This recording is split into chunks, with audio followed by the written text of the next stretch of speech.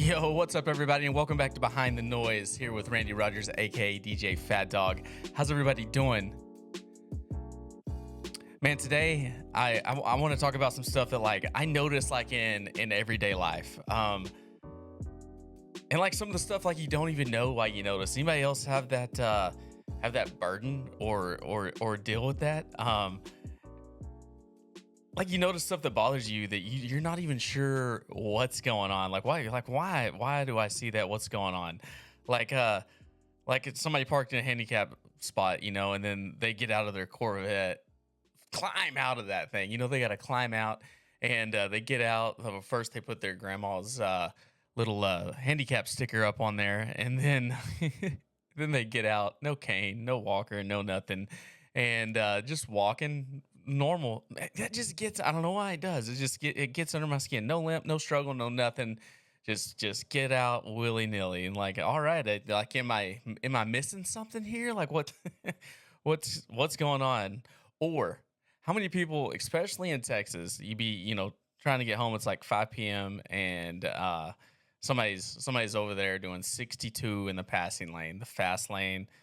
Um, it's like that 4 to 6 stretch. Everybody's just trying to get home after a long day of work, and I'm just sitting there like, man, we all know what this lane we know what this lane is for. What you doing here, bro? And then and then there's this one person that's always just chilling, just going 62, not in a hurry, just kind of existing. And I don't know, if it's just me. Surely not. Surely it's not just me. But I feel like there should be a rule, in that window, like a 4 to 6 rule. Like if it's 4 to 6 p.m., everybody's getting off work. Like if you didn't work that day, you can't drive. Like if you didn't put in a good 8 hours today and you're not trying to get home, you got to stay off the road. No running errands, no nothing. Between 4 to 6, there's no Sunday driving. There's no, smelling the roses and checking everything out. You got to get that. Needs to be a rule. We got to put it in place. Between 4 to 6, if you didn't put in a full day's work, you got to get off the road. Can we just agree to lock that one in? Maybe just a little bit. No sightseeing, no cruising. You just got to get where you're going during that time. Get off the road. I don't know. It's got a bug. It's got to bug some other people. You just those people out there just Sunday driving, just whistling, and Andy Griffin out there, just letting life be.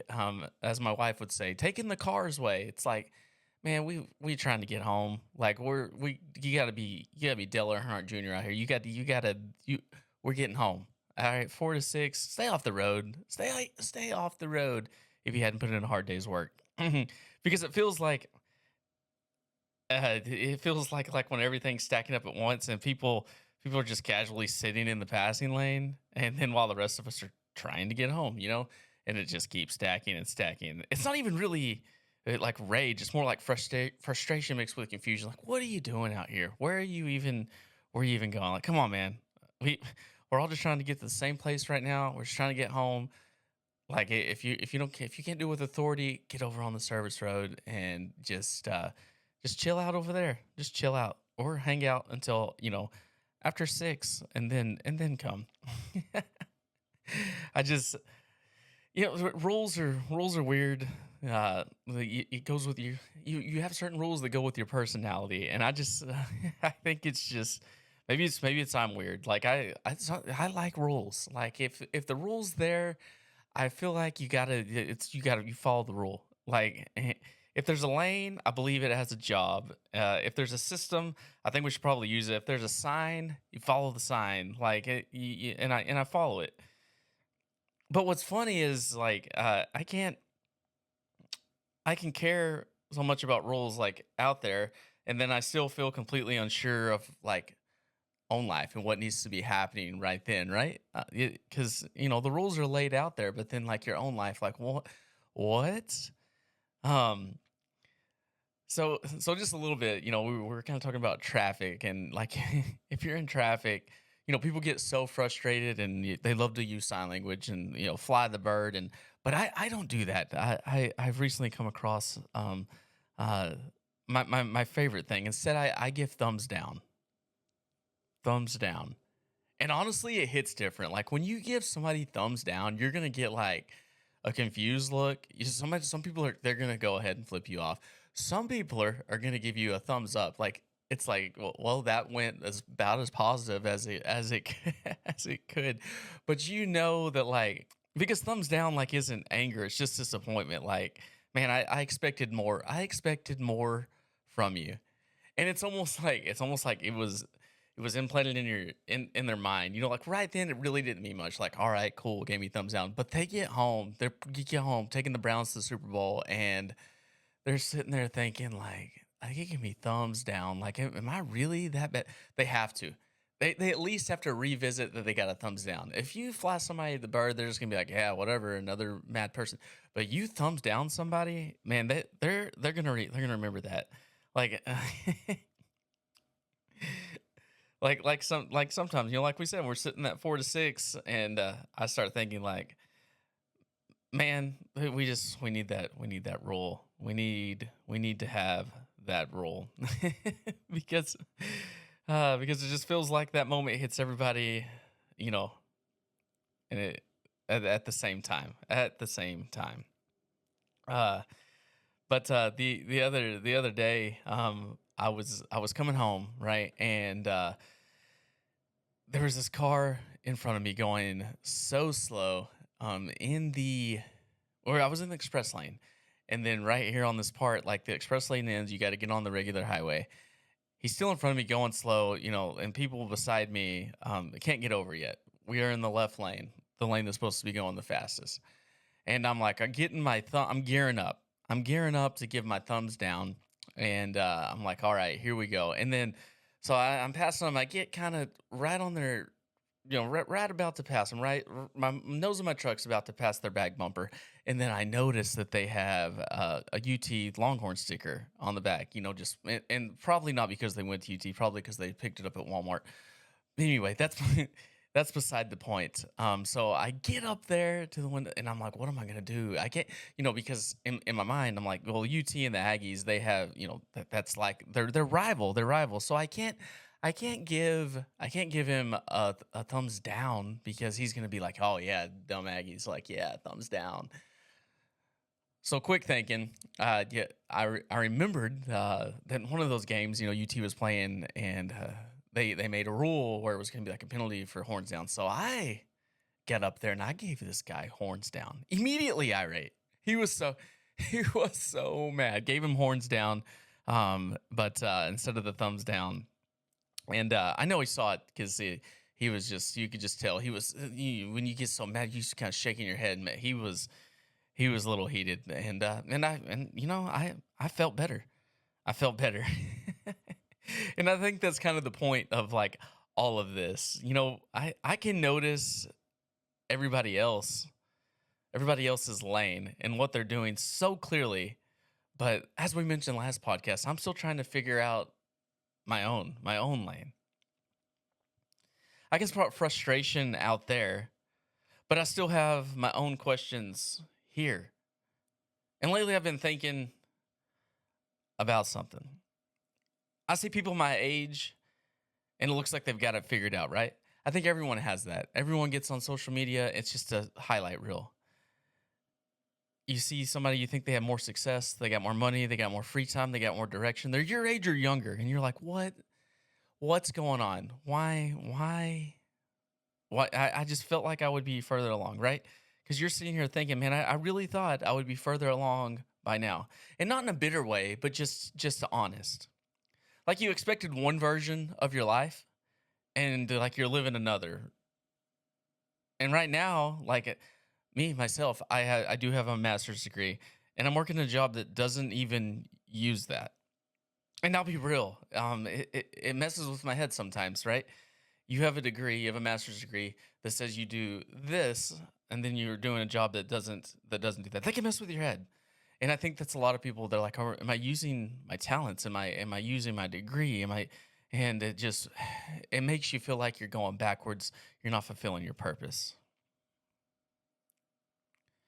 And then some part of you, you're just like, Am I wasting what God gave me?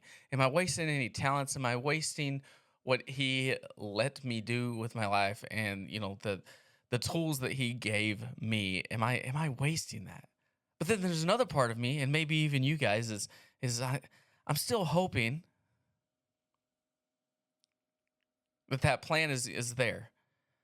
And then the part of me is like, I know that I'm still helping people.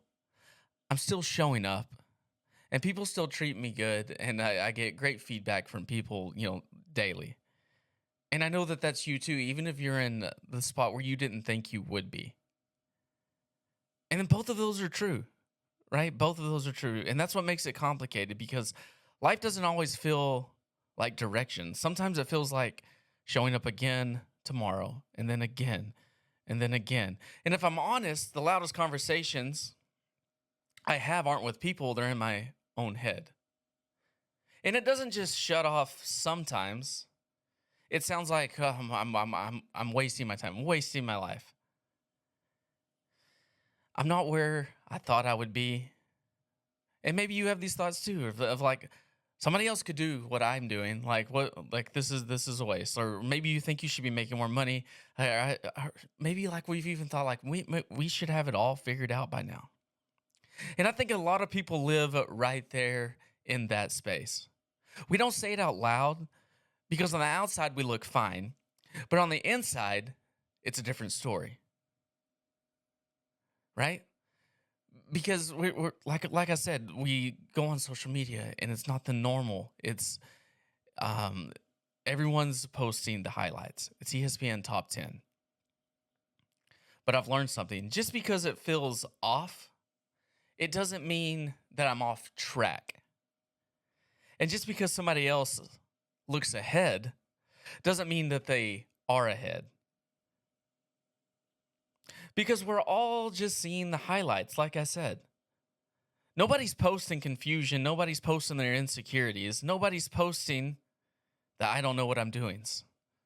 Everybody posts the good stuff. But that's actually where most of life is happening, right there in the I don't know what I'm doing phase. Right there in the middle of it. And I think I know God is reminding me of something simple, and maybe you guys too. Purpose isn't always loud, right? That's not always the loudest thing, is your purpose. Sometimes you have to be faithful, and that's where we're growing in the faithful phase. Listening, making sure that everything is good and that everything is right. You just have to stay faithful. Like, look at Noah, right? He built that boat for somewhere between 80, 120 years. No one really knows, but it was at least 80.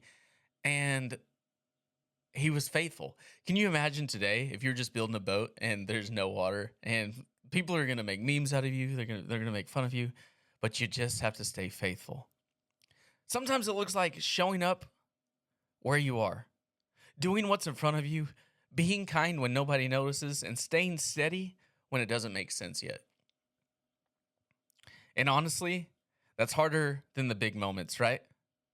The big moments feel important, but the small days you feel invisible, right? Like, think about David. He had all of these small things leading up, getting him ready to fight Goliath. Did he know that that's what he was going to do? No. But he stayed faithful. He stayed the course. And those small days that feel invisible, but they're not. They're all those tools that you're going to use that day when your Goliath comes. They're all those tools you're going to use when that job presents itself. You're going to have all the tools. Do you know what it is? No, nobody does but God. And it's important to stay the course and stay faithful and listen. Because if you don't, you'll end up like Jonah in the well. And then guess what? You'll still have to, God will still have his will with you, and you'll still end up that course. It's just you took the long way. So I don't know if I figured everything out, but I'm learning not to trust the voice that says I'm behind. Because that voice is loud, but it's not always right. Most of the time, it's not right. And maybe the truth is Most of us aren't behind. We're just in the middle of something we don't understand yet. So I want to leave you with this right here.